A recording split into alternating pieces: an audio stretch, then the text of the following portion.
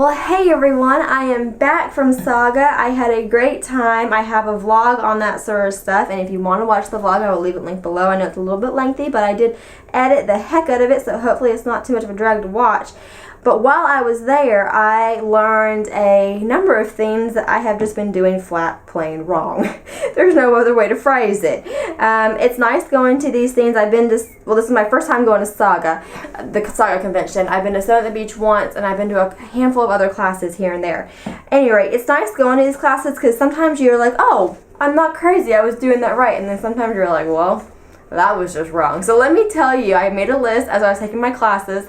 I'm going to tell you what I was wrong on so you can correct it in your work if you've been following my videos. You do remember I'm self-taught, largely self-taught. So, first thing, wing needles. Apparently you should never use a wing needle unless it's a garment that you don't want to last over like generations and generations. It's just like a play garment or something like that. But if you want this sucker to be passed down through your family, you should not use a wing needle because a wing needle actually cuts the fibers. I learned this in the Cindy Foos class. So if it actually cuts your fibers, what can happen over the years as it being worn and washed is, you know, your fibers are interlaced, whatever, and since it's being cut, it can get unwoven as it's being worn and washed. So that's something to be, you should not use a wing needle. Instead, if you do want those lovely dots, what you can do is get a microcheck needle and just get it a size 90, 100, 120, 100, whatever the size you want, just not a wing. Doesn't have that wing shape to it. So that's one thing. Another thing, and this I'm not completely wrong on, but okay, so stretching in the hoop. I learned this in the Susan O'Connor class, who I think she is just amazing. I think all the teachers I had were amazing, although I wasn't able to stay for Sunday. But the information was just like, I wanted to go home with like all of them.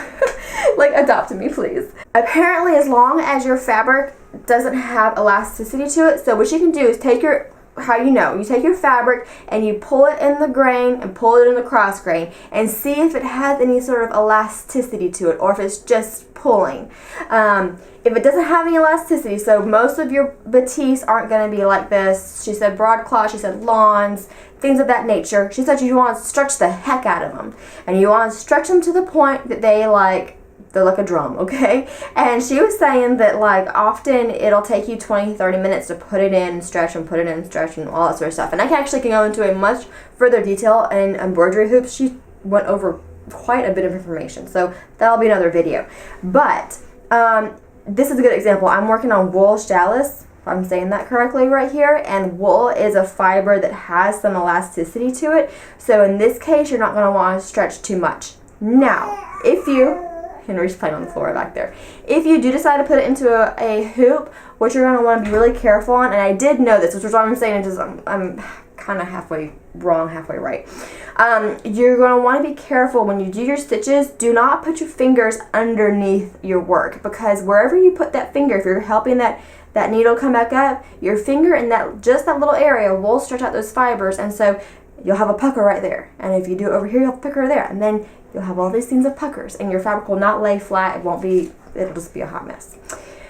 Anywho, then I learned, okay, and I got this comment like about a year ago. I did a series of lace and then entredot and all that sort of stuff, how to attach those to fabrics of various, flat and gathered and whatever. And somebody left a comment like, you should really do a straight stitch first. And I was like, well, all of my books say you don't have to and whatever. Okay, here's what I'm trying to get at. Cindy Foos clarified this for me. If it is just decorative, okay, you're attaching lace, you're attaching entredot, and it is purely decorative. It's on the edge of a sleeve. It's underneath a yoke that's it's not part of the sleeve. It's just, or not part of that seam. It's just decorative there. It's around the neckline. Something just decorative that's not going to get tugged on. You can just use a zigzag, and that is all fine. Now, if it's under a stress condition, as she called it, so it is in set of like a seam on a sleeve or a seam in the yoke area or something that's going to get tugged on, then you want to run a row of straight stitches first before you do that zigzag. The benefit of it's kind of splitting hairs here in my opinion. The benefit of not putting a straight stitch before you do that zigzag in those decorative cases is that you don't have the bulk of the straight stitch, which is a little bit splitting hairs, but that's the explanation that we were given.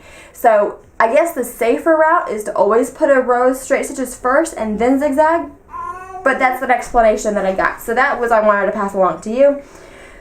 Oh, and the last thing that I've been doing plain wrong is when you have hand embroidery that is some flavor of 3D, so you've got a bullion, you've got a bullion or French knots or something like that. It's coming off, it's not just a flat stitch, you know. You don't want, I've been taking a thick towel and turning it over and then ironing, right? Apparently that's a big no-no. So, you don't want to do that. Apparently towels are too rough. Yeah, Henry.